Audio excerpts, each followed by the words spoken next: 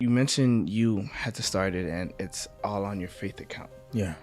Was there a time, like, talk about the time where you didn't have that? Because it wasn't always birthed into you. Yeah. I can only assume, right? Yeah. Man, Oliver, man, I'm not gonna hold you, bro. It started when I was making fun of homeless people. I remember every Friday, me and my boys would drive to the club called, what was it called? It was called Club Lexus in Rhode Island. And we would drive every single, like, Friday there. And there would be this homeless people on the side of the street. And I would have them chase me in my boy's car for $1. Be like, oh, you a bum, go get a job. You whack, da-da-da. And I remember, man, I was working at a recycling company called Jayco Environmental in Massachusetts, which is an hour out from Rhode Island. And I remember going into work this specific day, and the Lord, I knew it was the Lord, but I didn't know it was the Lord. My mom instilled faith into me. She instilled belief into me, but I was rebellion. And so I remember walking in, I clocked in, and all I heard was, "Do you trust me?" What is that? Like, what's going on here? I said, all right, whatever, ignored it. Walked all the way down.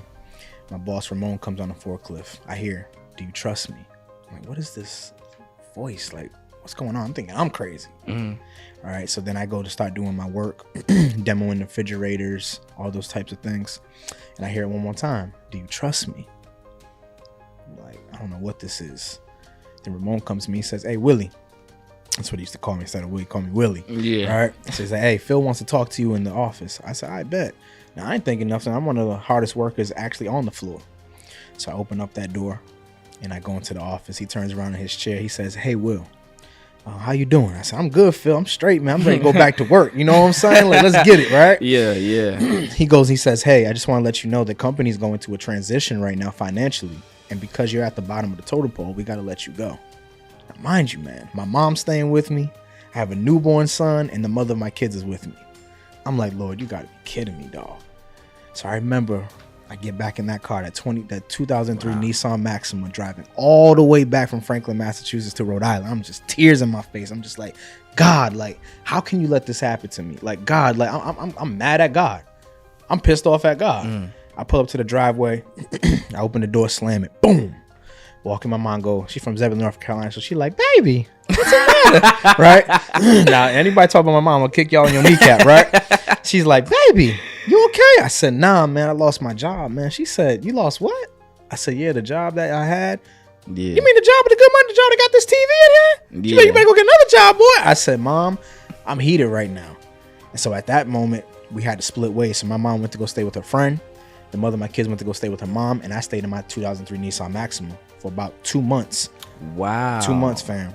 And I had pride. And this is why every time I go to speak in schools, I tell kids, like, yo, be sure the people you hang around with are people you're going to be rolling with when you're no longer in school. And I remember, like, I hear the Spirit of the Lord say to me, like, "Hey, pick up your phone and call Gil." I said, "I ain't calling Gil." I said, I'm going to sleep in my car." Who's Gil? Gil is one of my friends from high school. Okay.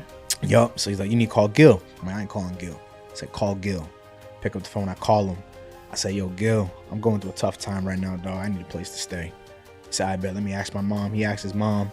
His mom's like, "Okay, cool. Yeah, he could stay." So I stayed there 6 months, fam. Rent free. 6 months. They let me get on my feet. Crazy thing about it is from there, this is where my life changed for the better. After those 6 months, or after those 6 months, after those 6 months, my life changed for the better. I ended up getting a job at a homeless shelter called House of Hope in Rhode Island. Wow. Yes. So, full circle. Did you see how it's full circle? That's full circle. It's like the ones I made fun of. Now God's putting me in a classroom to actually learn from them at their level. So every single day, Oliver, I'm on this floor talking to homeless people, hugging homeless people, understanding their situations.